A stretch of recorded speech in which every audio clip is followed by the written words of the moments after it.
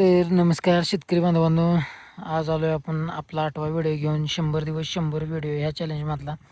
आणि आज आपली बघा झाली आळवणी. हे बघा आपला पिल्या ह्याला तर तुम्हाला तुमची ओळख कालच्या व्हिडिओतच करून दिली आहे. शिवाय आपल्या पिल्या आहे पॅरलाइज झाला आहे. आज नवीन व्हिडिओ बघत असला तर परत एकदा सांगतो, त्याचा मागचा भाग नीट चालत नाही. तर आज झाली आपली आळवणी.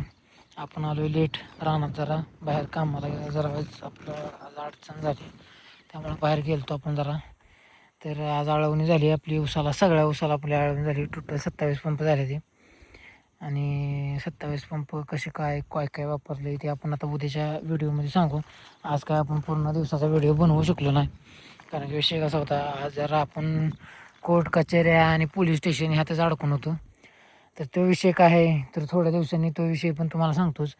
आत्ता विषय सांगण्यासारखा नाही तो, आणि बाकीचं तुम्हाला मी दाखवतच जाईन.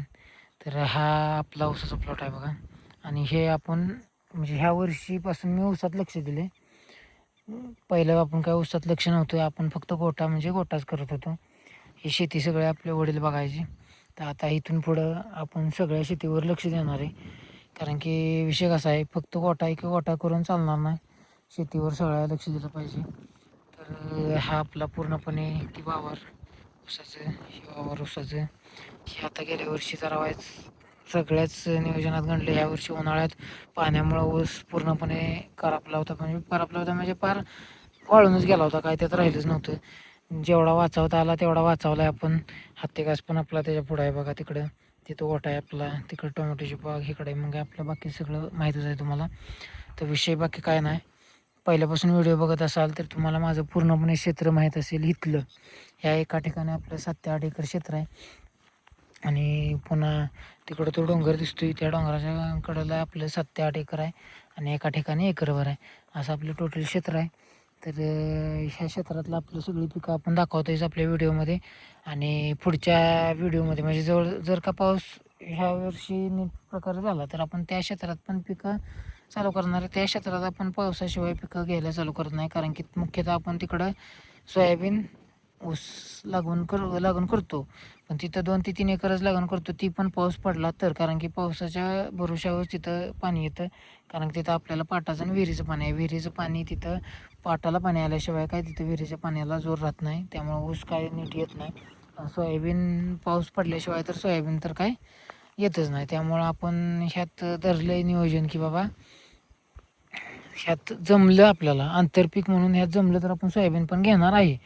पण ते जरा वेळेस आपण विचार करून ठरवणार की ह्यात घेऊया का नको, कारण की ऊसाला आपण असं पण पाणी देणार आहे, तसं पण पाणी देणार आहे.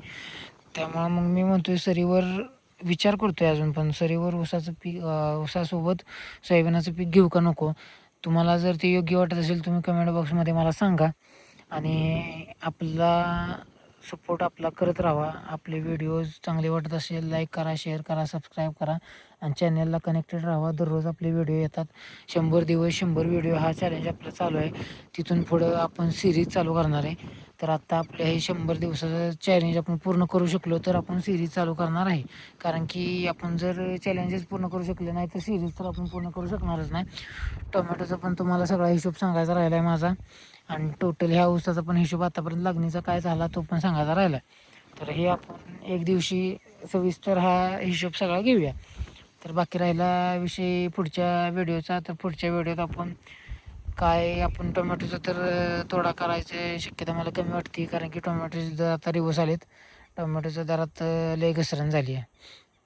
तर उद्या रेट काय राहतो त्याच्या ह्याच्यावर आपण उद्याच्या व्हिडिओत सांगूया की बाबा तोडा करणार आहे आपण का लांबवणार आहे बघ, त्या विषयावर आपण बोलूया, चर्चा करूयाच. आणि आजचा हा व्हिडिओ एवढाच. तर धन्यवाद.